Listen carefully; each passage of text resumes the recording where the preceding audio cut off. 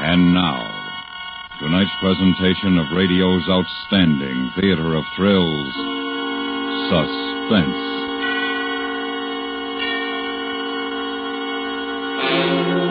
Tonight, we bring you a story of the death of a postman and the search for a missing letter. We call it The Seventh Letter. So now, starring Stacey Harris, here is tonight's suspense play, The Seventh Letter.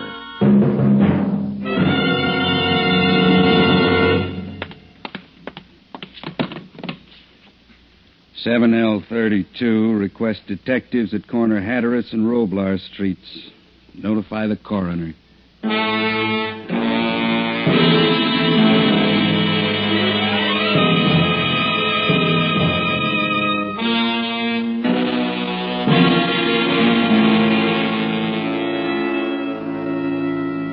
The place, a suburban residential area near a large city in Southern California. The time, 4:15 a.m. The body of a man had been found by a police patrol unit. The body was dressed in the blue-gray of the post office department, and a truck belonging to that department was at the curb. A letterbox nearby had been unlocked and stood open. 6 letters from that box were on the sidewalk near the body. The postman had been on a collection run. Someone had stopped him from completing that run by placing a knife in his back. 90 seconds after the police officer contacted communications, the message was relayed to a divisional detective bureau. Why don't you tell me once more, Lodge? Yes. What I've already told you. Yeah, I've got it. I don't believe that, Lodge. Hatteras and Roblar. Right. Now, come on, Lodge. Tell me, what were you doing in that alley? I told you I couldn't sleep, so I took a walk. In an alley at 3:30 in the morning? I was on my way home when those officers Now, stopped. don't lie to me, mister. You know what you were doing behind those houses, so do I. I wasn't doing anything. Were the lights on in any of them? I didn't know. Now, come on, level with me, mister. I am. Lieutenant? In a minute. Lodge, how long you been married? 2 years. Practically a newlywed, huh? How's your wife going to feel about you now? Please, I've never been in any trouble. Say before. What? Before. Say it. Before. Okay, now you're learning. What is it, Saul?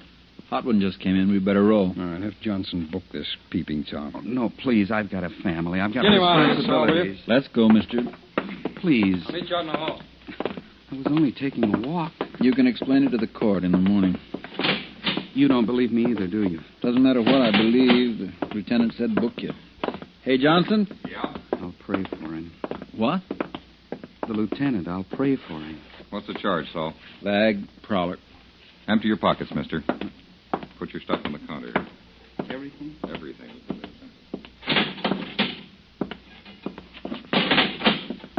Saul, what do we got? 32 found a body.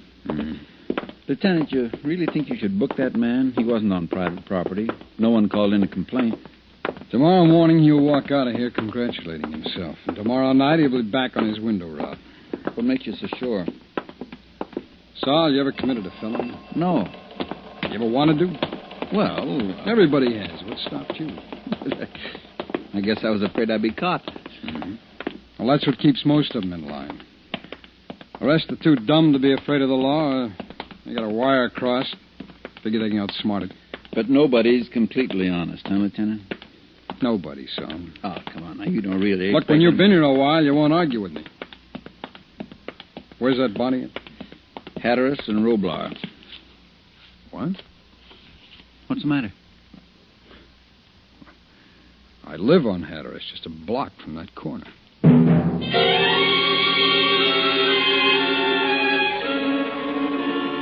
The time, 4:43 a.m. Lieutenant Joseph Carter and Sergeant Saul Morris arrived at the suburban intersection. A few minutes later, a unit from the department's crime lab arrived, followed by a postal inspector. By checking the collection times indicated on the mailbox, the time of death was set at 2:55 a.m. The uniformed officers searched the area, but the murder weapon was not found. The time, 5:07 a.m. You find out anything, Mac? Yeah, Lieutenant. Lots of sound sleepers in this neighborhood. Well, is that all? That's it. Nobody heard nothing. Okay. Thanks. Saul? Coming, Lieutenant. Well, how about it? Where's his ID? The coroner got it off his driver's license. Here. Henry R. Gilligan, 1314 West Latham, age 52. Case of accident. Notify Elizabeth Gilligan. Well, see if somebody does that, huh, so. Yes, sir. Oh, do you have anything else in his pockets? Just the usual. Keys, cigarettes, matches, some money.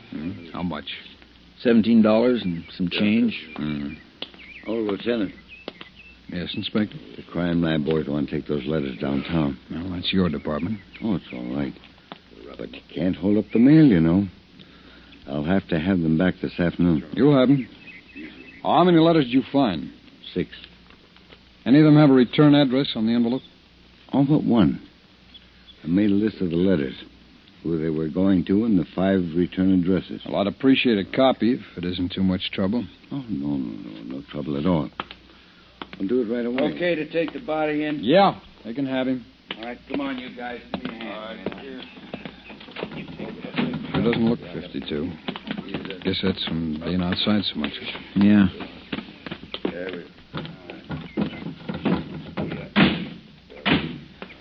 Neither snow, nor rain, nor heat, nor gloom of night stays these couriers.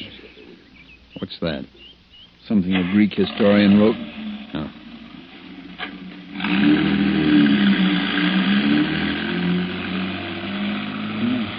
Starting to get light.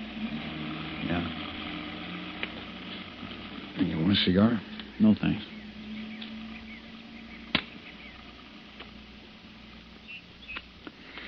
You see that white picket fence down there? Yeah, I believe I do.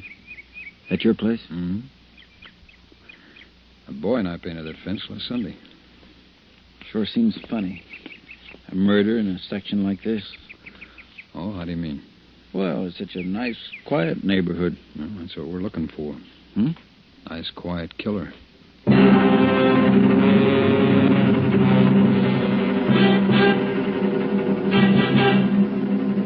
After a final word with the postal inspector, the 2 detectives drove slowly through the nearby streets. Another mailbox was located 3 blocks from the intersection of Hatteras and Roblar. At 5:52 a.m., they checked back into division headquarters. All right, Saul, let's get on that report, huh? Right. I sure can't figure out why anybody would want to kill a postman. No? You got an angle? Johnson? Yeah, Lieutenant? Who's the screamer? His name's Gillis. Narcotics picked him up a few minutes ago. The doc's looking him over. Hope they don't keep him down here all night. They won't. Saul. Saul, suppose you'd mailed a letter down there last night. After the 8:30 pickup. Yeah. Long about midnight, you decided you wanted it back. What would you have done? Well, I'd have been there at 2:55 and asked Gilligan to return it to me. Yeah, except he wouldn't have given it back to you. Once a letter's mailed, it's against postal regulations to return it. Well, then I'd have forgotten about it. Would you? Or would you have killed to get it back? Ah, now, Lieutenant. What could anybody write in a letter that'd be that important? I don't know, Saul. I don't know, but somebody does. You think that's what happened? Well, what else could it be? 7 letters were mailed, Saul. The person that mailed the 7th was waiting there when Gilligan arrived. Saw Gilligan take the mail out of the box, and he approached him, asked him for his letter. Gilligan refused to give it to him. They argued, and one thing led to another, and the knife ended the argument. The mail was rifled, the letter found. Whoever did it went home to bed. It sounds good. It is good. Look, we know 6 people mailed letters in that box. We got the letters, right? Yeah. Okay. We find the person that mailed that 7th letter. We got our killer.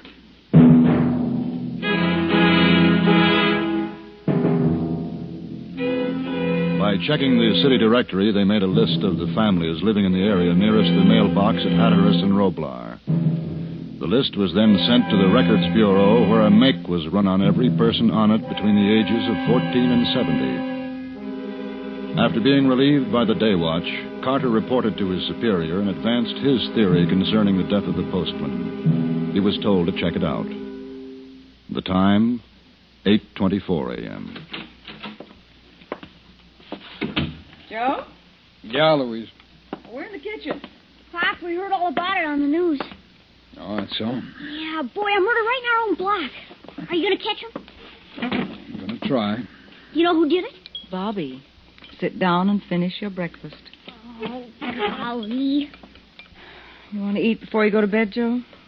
Not going to bed this morning. You're not? Oh, when you going to sleep? Tonight. I've been put on days a while. So you can catch the murderer, huh? Boy, I hope you get it before money so I can kill all the kids at school. Bobby, if you finish, go outside and play. Huh? Oh, Pop. Bobby, Jimmy's out in his backyard. Okay, Mom. If you promise you'll look around for my scout knife. All right, dear, I'll look. See you later, Pop. Maybe Jimmy and me will go down to the corner and see the blood. Here's your coffee, Joe. Thanks. You want anything besides the cereal, you'll have to fix it. What's the matter? Same old thing. Another one of your headaches? Mm-hmm. Did you call the doctor? Yeah, I have an appointment at 9. Margaret's taking me. Margaret Richards? Yeah. Joe, if you're going to take off your coat, take that gun off, too, will you? Put it somewhere. All right. Now, what'd you do last night? Bobby and I went over to Mrs. Gaither's for a while. She was having one of those cooking-ware parties. What time did you get to sleep? About 3. I was reading. You better start getting more rest, or you'll wind up back in that sanitarium. What do you want me to do, Joe? Just sit here every night with my hands folded? I'm tired of looking at these walls. Okay. You're never home except to sleep. Even when you are, you don't take me out. All right, forget it, huh? Hand me the milk, will you?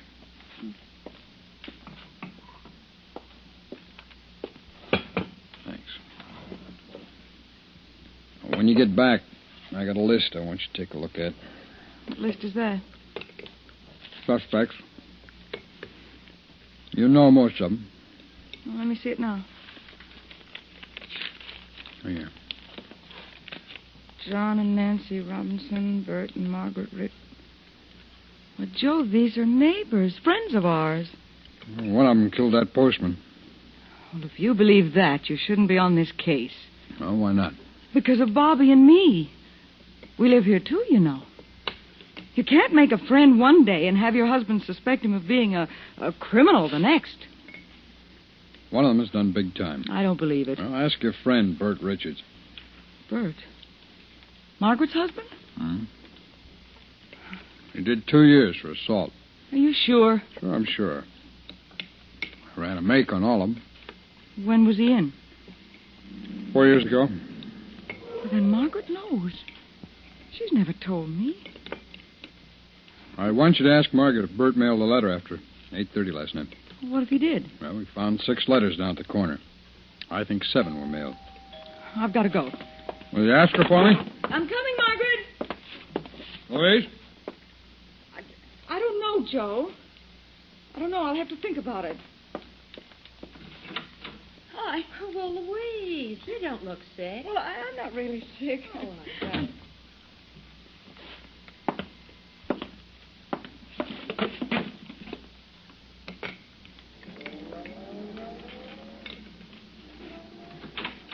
Pop, I'm in here, Bobby. Jimmy Claymore and me went down the corner. There wasn't no blood or nothing. I know. How do you think you're going to catch that murderer, Pop? You got a plan? Yeah. Boy, I sure wish I could help you. Well, maybe you can, Bobby. If you really want to. If I want to. Pop! Okay.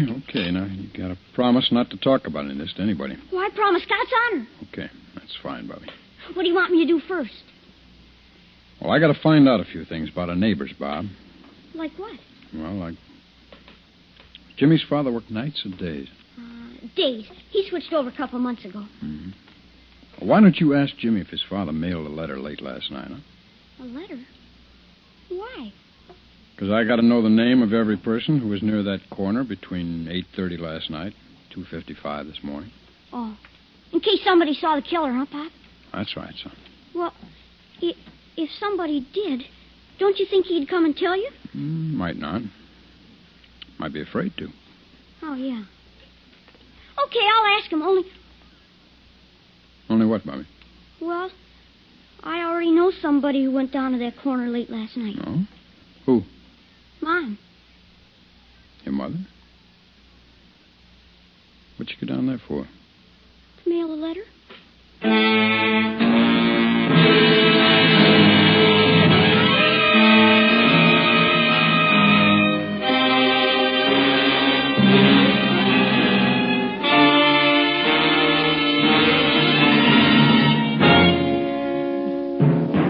are listening to The Seventh Letter, tonight's presentation in radio's outstanding theater of thrills, Suspense.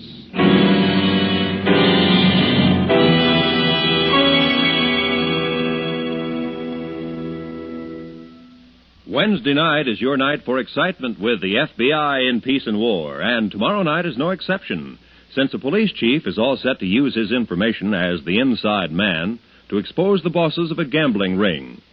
If you like your entertainment on the active side, don't miss the thrills when the FBI in peace and war declares war on a group of corrupt officials tomorrow night at this time. Remember, the FBI in peace and war is yours to hear every Wednesday night over most of these same stations. And now we bring back to our Hollywood soundstage Stacey Harris, starring in tonight's production, The Seventh Letter, a tale well calculated to keep you in suspense.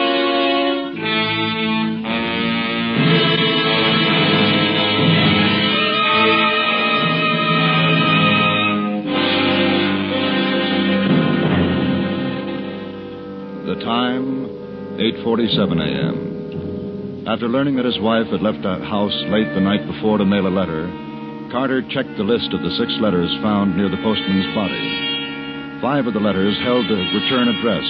The 6th was addressed to a Mr. James Young in care of a local hotel. Carter had never heard of Mr. Young. Time, 9:57 a.m. Louise Carter and her friend Margaret Richards had left the doctor's office and entered a nearby drugstore. Want some cream in your coffee, Margaret? With this figure? No, thanks. I wish I could gain a few pounds. Doctor does, too. What'd he say? Are you all right? Yes. He says I worry too much. Yeah, don't we all? Yeah. Louise, is Joe investigating that murder? Yes. He's working with the homicide department on it. Well, Bert wanted me to ask you. He's got a crazy idea that he might be a suspect. Bert? Oh, for heaven's sakes, why? Well, Look, Louise, I never told this to another soul in our neighborhood. And if you weren't my dearest friend, I'd never... You can trust me. You know you can. Well, a few years ago, Bert got into a fight. When he was getting the worst of it, he picked up a bottle to defend himself. Of course, he didn't hurt anybody with it, but they arrested him just the same. How long was he in? Oh, just overnight. Just as soon as they knew all the circumstances. But they even apologized. Oh. Well, if it wasn't serious. Of course it wasn't. But try and convince Bert. See, he's afraid Joe will find out about that and, get the wrong idea. Well, you tell Bert he hasn't a thing to worry about. Oh, thanks, honey. As a matter of fact, Joe's looking for someone who mailed a letter in that box last night. A letter? Mm-hmm. What is it? I sent Bert down to mail a letter just after midnight.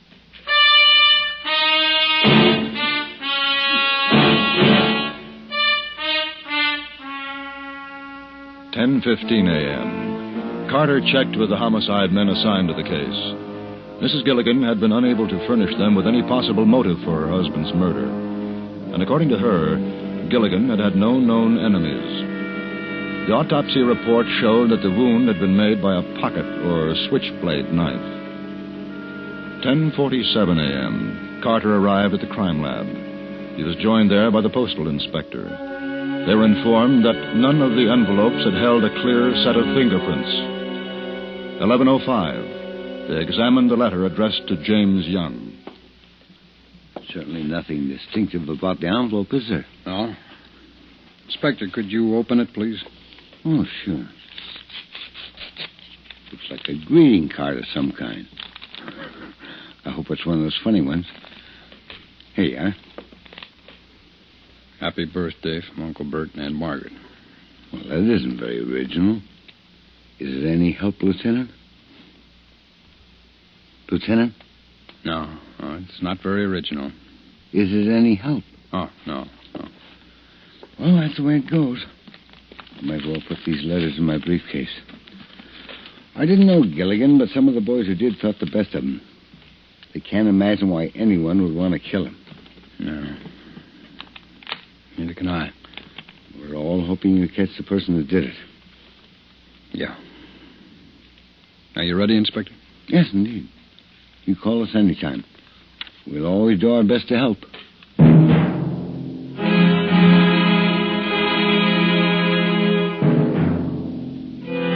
There was no doubt left in his mind now. He knew who had written the 7th letter. The time, 12:01 p.m.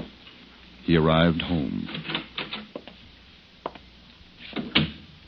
Louise? Hi, Pop. Oh, where's your mother? She back yet? No, she'll be home soon. She called a few minutes ago. What are you taking everything out of your dresser for? I'll put it all back. Just don't forget. Hey, Pop. Yeah? Have you seen my scout knife? I seen your what? My scout knife. Mom promised to help me find it, but she never did. Oh, when'd you lose it? Well, I don't know. We have a troop meeting this afternoon. I want... Hey, is that Mom? Bobby, if it is your mother. Yeah, I'll ask her. Bobby, wait, come here. Yeah?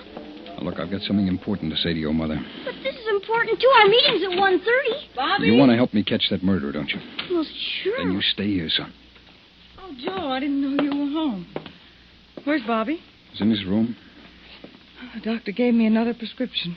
Some pills for my nerves. And you should have heard Margaret lying about Bert. According to her, he was only in jail overnight. You asked her about it, huh? Yes. She say anything about him mailing a letter last night? Yes. Well, did he? She said that he did, yes. Looks like he killed that man, doesn't it? Does it? I want to change my dress. Did you fix Bobby any lunch? No, Do you want anything? not now. Louise, what could be written in a letter that would be worth a man's life? Oh, really, Joe, I haven't time to play games. This is no game. Well, I don't know. You lie. Joe. You mailed a letter last night. No. Don't lie to me, Louise. Bobby told me you Bobby told you. You questioned Bobby about me? I was one of your suspects, but instead of coming to me, you questioned Bobby? didn't. Louise, tell me about the letter. All my life I've heard that a man had to have something wrong with him to want to be a cop, but I never believed it till now. Oh. Now, this morning you knew what I was looking for, but you didn't open your mouth. Just now, you were going to let me believe Bert Richards killed that man, and we both know who did. No. You know something about it. Come on, Louise, what was in that letter? I didn't mail any letter. I'll get Bobby in here. I'll find out which one of you is lying. Joe, wait. I went out to mail it. I told Bobby I was going to, but I changed my mind before I got to the corner. Is that the truth? Well, if it isn't, you'd beat it out of me, wouldn't you? Where's the letter now? It's in my purse.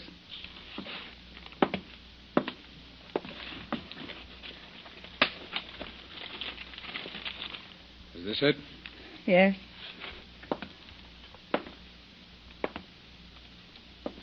It's to your sister. And I wish I'd mailed it.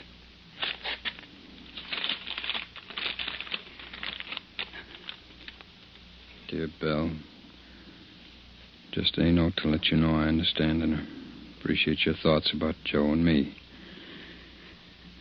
But it's too late. Too many things have happened. I've made up my mind to leave him. You've what? Here. Come on. You finish reading it. No, please. Go on, read it. For a while, just after I came out of the sanitarium, Oh, Joe. Now, go on, Louise, go on. Joe was his old self. But that lasted only a few days. It's hard for me to tell you about Joe and the way he treats me. But his only love is his job and the power that goes with it. He hasn't time for me or for Bobby. He's forgotten how to be a husband. Oh, Joe, I can't.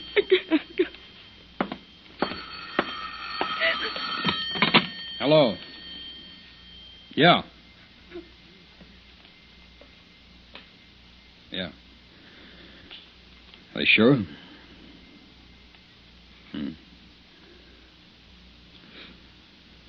Okay. Thanks for calling.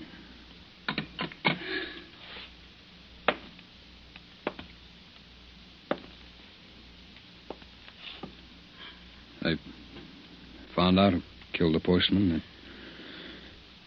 It's a man named Gillis, an addict. He decided to talk after being off the stuff all day. Last night he thought he was being tailed, so he dropped some stuff he was holding in the mailbox, and when he went back to get it, the postman refused to give it to him. Louise?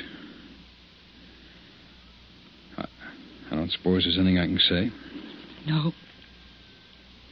You sure it's too late? I mean, there's just no chance at all? Why didn't you mail that letter last night? Mom? I told you, Joe, I changed my mind. Well, why? Why? What was the reason? Mom, aren't you going to help me find my knife? Don't you know, Joe? Or have you forgotten about him, too? Come on, Bobby, dear, I'll help you. Come on.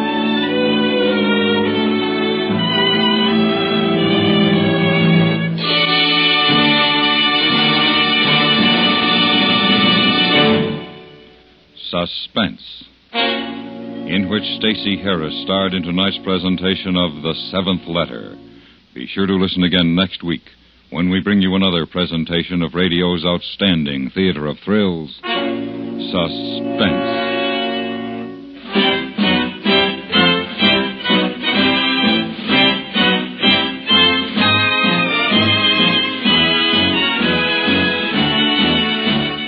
Suspense is produced and directed in Hollywood by Anthony Ellis.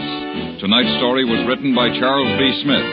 The music was composed by Lucien Moraweck and directed by Wilbur Hatch. Featured in the cast were John Daner, Harley Fair, Victor Perrin, George Walsh, Vivi Janis, Richard Beals, Paula Winslow, and Jim Nusser. The life of an insurance investigator may be dangerous, but it's thrilling, too, and you can hardly blame yours truly, Johnny Dollar, for pursuing his unusual career.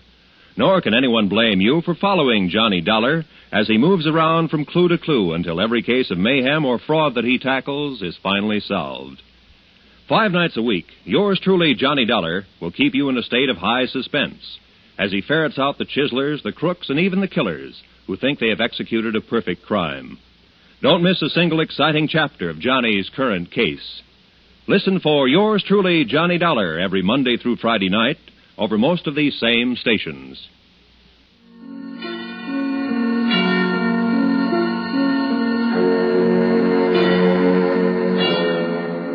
This is the CBS Radio Network.